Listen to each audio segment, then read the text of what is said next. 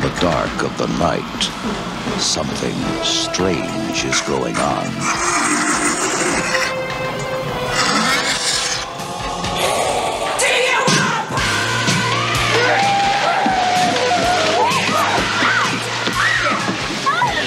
Viņš ir vadījis gan Latvijas banku, cīnījies ar inflāciju, bijis ministru prezidents, izveidojis partiju, kas ir tāda faktiski jaunās vienotības tāda senči.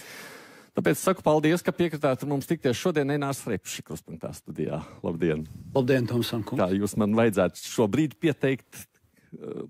Kā Eināru? Latvijas attīstībai līderis Einārs Repšs mūsu studijā. Labvakar, prieks jūs redzēt. Labvakar. Sākums Eināri ļoti labi. Turpini, klausies, ko viņš tev saka. Jūs nākat politikā, Repšs kungs. Kas ir cilvēks, kas jums aizdod, kas ir institūcija, kas jums aizdod? Kurš to? Atklātība, saka, ka atklātība. Saka, ka tu Latvijā ievies atklātību. Un politikā es esmu gan ieviesis atklātības principus un deklarēšanās principus, gan arī deklarējies. Kad ir 12. gadā jums bija, laikam, parāda apjoms par aizdevumiem bija 400 000, ja nemaldos. Cik? Es nezinu. Es arī nezinu. Bet tā varētu būt. Nē, tā varētu būt. Saka, ka tā varētu būt. Tā varētu būt, jā. Jūs esat lidojis lidmašīnu, bet es lasīju ienākumu deklarāciju, ka lidmašīna ir pārdota. Einār, tagad mierīgi paceries. Ekstrēms nodarbs. Kas jums šobrīd ir tāds? Šobrīd es rodat adrenalīnu. Brīvā laikā ārā, kad ir svaigs. Ko viņš ar ūdens klās? Neiet. Paceries. Tu baterijas nomainīji? Nē. Forši. Viņš taču mums necirs. Uri. Pietiek pāris šādas intervijas un adrenalīns nodrošināts pusgadam.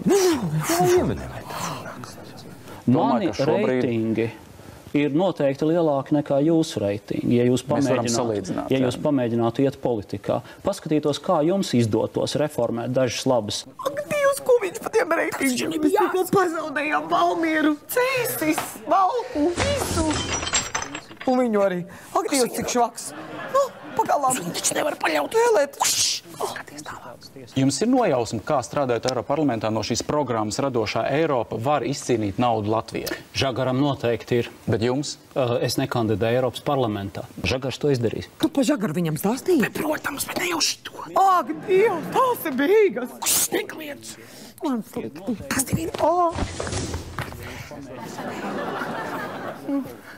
Twitterī es ap citas pajautāju cilvēkiem, ko viņi vēlētos jums uzdot. Un viena liela daļa vēlējās uzdot tādu jautājumu, es nezinu, uztver to kā joku vai nopietni. Vai tur ārā kāds ir?